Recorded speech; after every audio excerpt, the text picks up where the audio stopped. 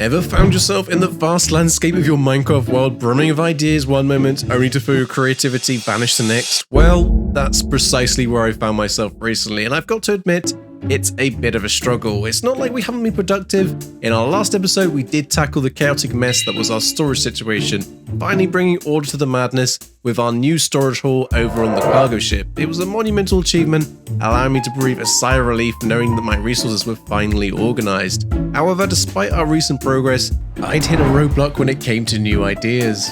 Sure, I had dreams of constructing an industrial dockyard in this empty space that we have, but it seems that this will have to wait for now, so I decided to take a step back to the drawing board and take our time. So join me as we slow things down a bit and rediscover our creative spark, and who knows what new adventures might await. The joys of procrastination on a Minecraft server. There's something oddly satisfying about stalking your friends and getting completely lost in distraction, which is exactly what I did over at Martin's Mines, where I casually stalked him away in the tunnels. But you know what? Sometimes that distraction leads to unexpected moments of clarity, and as I avoided the task that I should have been tackling, something clicked. It dawned on me what our industrial area was missing. With the cargo ship sailing in nearby, it only made sense to add in a beacon of safety, a lighthouse. And so, as inspiration struck as I scrolled through images of various lighthouses that you might find normally along coastal estuaries, I thought that a lighthouse would be perfect to guide in ships and boats safely into our bustling industrial hub. But before I could actually get started, I did actually need to gather up a few resources, but thankfully now with everything all fully organized up in our new storage hall, it meant that I was able to gather up pretty much everything I needed in no time at all. The only thing that I was actually missing was some concrete powder, so I did pop quickly over to my concrete factory to pick up some of the sand and gravel that I had stored there to then craft up the powder that I actually needed. Thankfully I didn't need all that much, and I was able to then head back over to the spot where I wanted to build the lighthouse. Placing down my shulker boxes, I then finally got ready to start building. There's something quite refreshing about building something smaller and simpler, especially considering our recent trend of some more ambitious, larger scale projects. But drawing inspiration from a post on Planet Minecraft for the basic shape, I then started adding in a load of texturing to add a more weathered appearance. It's amazing how a few details can make such a difference. Once the main structure itself was completed, it was then time to start tackling the heart of the lighthouse, and that is the main light beam. I figured that the redstone wouldn't actually be too complex in this case, since I know already that you can actually use observers to pass signals around in a loop. So all we need to do is take the output each time the signal passes around to then power the lamps. So then I started placing down some redstone lamps along each side of the lighthouse, and then I tried to figure out where the observers should actually go. I realized quite quickly that I would have to actually remove the redstone lamps again to actually get the adjoining observers in place. But once that finally was in place, all I needed to do was then actually make the loop itself so that the signal can be passed around. It definitely proved to be much simpler than I had previously imagined. I had all the observers in place in a known time, minus a few tweaks of a few of their positions. But just like that, it was now done, and it was working as expected, passing the signal along nicely around all four sides of the lighthouse, lighting up the lamps as it goes.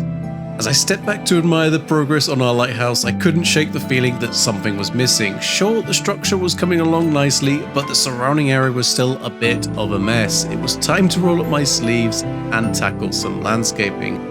Now, I'll be the first to admit that terraforming isn't exactly my forte. I tend to struggle with the more natural organic elements of it, but hey, sometimes you gotta step out your comfort zone, right? But with determination fueling me, I set out to transform the messy surroundings into a more perfect setting worthy of our beacon of light. But first on the agenda was tidying up the terrain, removing all the sand, adding in a layer of dirt, and then preventing our lighthouse from awkwardly floating off the ground, since I don't think it's right to have any kind of build just floating there haphazardly. Okay, I think it's really starting to get there now, and it's starting to take shape at long last, but there's still a lot left to do, so now it's time to take things to the next level, and my goal is to try and blend everything in as seamlessly as possible into this cliff face that we're making, and just generally make the terrain feel as natural as we can, and that's where all the various tough and cobbled stone blocks comes into play. I want to blend them in and try and add in more depth and texture and just generally enhance the whole overall aesthetic. It's also making me pretty excited for all the new tough blocks being added into Minecraft 1.21, but for now we'll just have to make do with the standard tough. But as I continue, I find myself getting more lost in the rhythm of terraforming. It's like each block I place brings us one step closer to realizing our newfound vision. And you know what? I'm starting to feel that we're onto something really special here. And with each passing moment, the landscape starts to feel more natural and more immersive. Maybe terraforming isn't so bad. Feeling more confident now, especially considering the creative block I was experiencing earlier, I can't help but wonder what else we could terraform later on. We've got a lot of unfinished space over by our main industrial area, and there's a lot of potential that we could probably fulfill in the future. But for now, I am really happy with how it's coming along. Before wrapping up, I wanted to add in a few final touches, and the first was to add in some ferns to add in a touch of greenery, although I did have to farm up some supplies since my stocks were running pretty low. And then after that, I started adding in some frog lights under moss carpets to subtly light up the landscape a bit and help keep those mobs at bay, since we don't want any unwanted visitors ruining our fun when we least expect it. With the landscape terraforming near the lighthouse now complete, I then turned my attention to the waterway leading up to our cargo ship. It's clear right now that the current narrow passage just won't do, so I decided to widen it, keeping the main bends of the river but just making it more navigable for ships passing through. And whilst I kept it pretty simple for now, I'm confident that it will do the trick. And in the future, I'm sure we can tackle developing up the bank some more. Maybe a perfect task for a stream at some point. It was as I found myself back at my storage hall, sorting through the leftover resources from our earlier terraforming session, that an unexpected opportunity emerged that could potentially change everything for me in the server. Loki had organized a one-chunk build competition, offering substantial diamond prizes to the winners. Now on the CH64 SMP server, diamonds reign supreme as the official currency, and at the moment, I found myself a bit short on them. Sure, I had a concrete shop, but it wasn't exactly raking in as many diamonds as I had hoped, and despite putting in a number of hours into mining, it just wasn't enough still. And with the shopping economy thriving, having more diamonds would allow me to purchase a wide array of resources that I would otherwise have to gather myself, so it was time to take action. But first, I needed to come up with a build idea that would incorporate my randomly selected block, dried kelp. And with the deadline for the competition looming at the end of May, there was no room for procrastination. And as I racked my brain for ideas, feeling almost completely stuck, my gaze fell upon a miniature model actually on my desk. And suddenly, inspiration struck, and I knew exactly what I wanted to build. And with my newfound clarity, I wasted no time at all, and I embarked on a resource gathering mission, determined to gather everything that I needed for my newfound vision.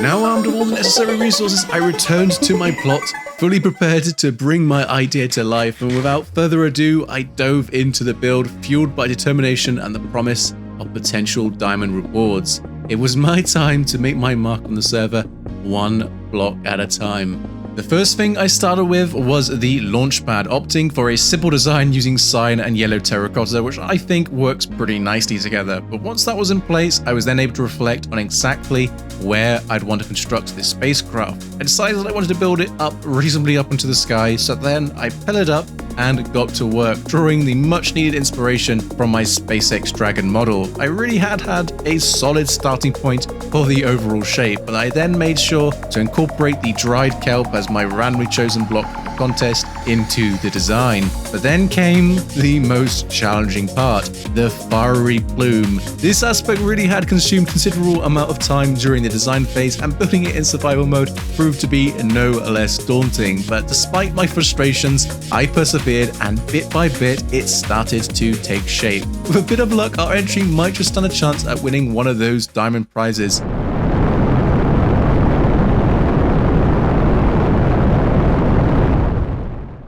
Despite starting with a complete lack of inspiration and battling through a creative block that actually lasted for a few weeks in real life, I'm thrilled to have finally found my stride. Pushing through the challenges, we've accomplished a lot this episode, building out a lighthouse, terraforming the area around it, and entering into Loki's one chunk build challenge, which will hopefully stand a chance of winning something in.